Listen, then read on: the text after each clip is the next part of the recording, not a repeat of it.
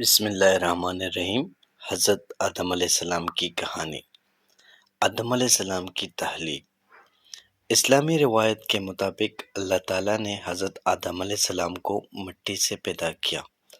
قرآن مجید میں بیان کیا گیا ہے کہ اللہ تعالیٰ نے حضرت آدم علیہ السلام کو بجتی ہوئی مٹی سے، کچی مٹی سے شکل دے کر بنایا۔ اللہ تعالیٰ نے اپنی روح آدم علیہ السلام میں پھونکی اور انہیں زندگی بخشی۔ وہ پہلے انسان اور پہلے نبی تھے۔ فرشتوں کا سجدہ۔ حضرت آدم علیہ السلام کی تخلیق کے بعد اللہ تعالیٰ نے تمام فرشتوں کو حکم دیا کہ وہ حضرت آدم علیہ السلام کو سجدہ کریں، جو ان کی نئی تخلیق کی عزت کا نشان تھا۔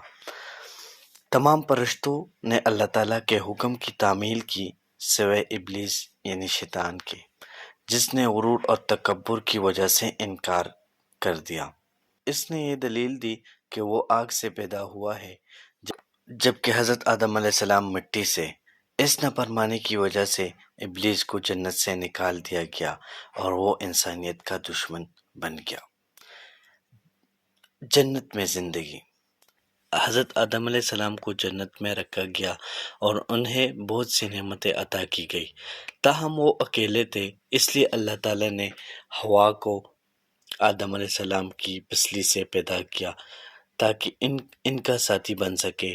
حضرت آدم علیہ السلام اور حوا کو جنت میں ہر چیز سے لطف اندوز ہونے کی اجازت تھی، سوائے ایک درخت کے۔ انہیں اس درخت سے کھانے سے منع کیا گیا تھا۔ وسوسہ اور گناہ۔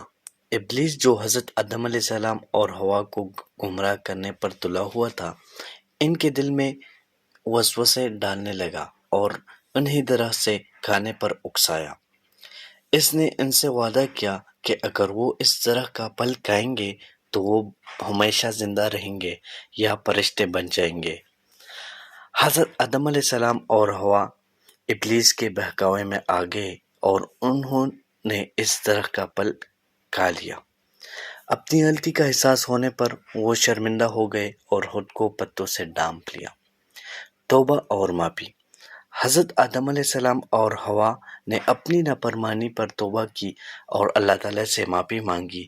وہ اپنی توبہ میں مخلص تھے اور اللہ تعالیٰ نے اپنی رحمت سے انہیں معاف کر لیا۔ تاہم ان کی نافرمانی کے نتیجے میں انہیں زمین پر بھیج دیا گیا تاکہ وہ وہاں زندگی گزارے اور انسانیت کی بنیاد رکھیں۔ زمین پر زندگی۔ حضرت آدم علیہ السلام اور حوا نے زمین پر اپنی زندگی کا آغاز کیا اور ان کے بچے ہوئے جو انسانیت کی پہلی نسل بنی۔ حضرت آدم علیہ السلام ایک نبی کی حیثیت سے اپنے بچوں کو اللہ تعالیٰ کے بارے میں تعلیم دیتے رہے اور انہیں عبادت اور نیک زندگی گزارنے کی ہدایت دیتے رہے۔ انہوں نے انہیں زمین پر کھیتی باڑی کرنا، آگ جلانا اور اللہ کی ہدایت کے مطابق زندگی گزارنے کے طریقے سکھائے۔ حضرت آدم علیہ السلام کی نبوت۔ حضرت آدم علیہ السلام نہ صرف پہلے انسان تھے بلکہ پہلے نبی بھی تھے۔ انہیں اللہ تعالیٰ کی طرف سے وحی ملی اور انہوں نے اپنی نسل کو توحید یعنی اللہ کی وحدانیت کے بارے میں تعلیم دی اور انہیں صرف اللہ کی عبادت کرنے کی ہدایت دی۔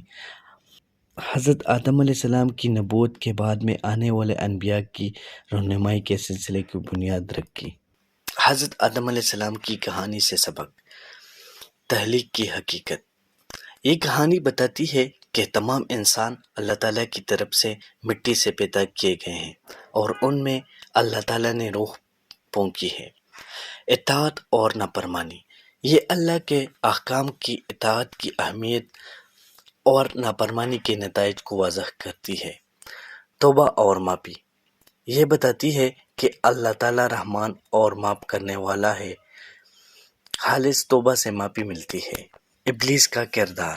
یہ انسانوں کے خلاف ابلیس کی دشمنی اور انہیں گمراہ کرنے کی مسلسل کوششوں کے بارے میں بتاتی ہے۔ انسانی ذمہ داریاں۔ یہ کہانی انسانوں کی ذمہ داریوں کو اجاگر کرتی ہے کہ وہ اللہ تعالیٰ کی عبادت کرے، اس کی ہدایت طلب کرے اور نیک زندگی گزارے۔ حضرت آدم علیہ السلام کی کہانی اسلامی تعلیمات میں بنیادی اہمیت رکھتی ہے، جو انسانی فطرت اللہ تعالیٰ کے احکام کی اطاعت کی اہمیت، توبہ کے عمل اور ابلیس کی وسوسے کے خلاف جاری جدوجہد پر گہرے اثرات رکھتی ہے۔ حضرت آدم علیہ السلام کی زندگی پہلے نبی کی حیثیت سے بعد میں آنے والے انبیاء اور ان کی رہنمائی کے لیے بنیاد فراہم کرتی ہے۔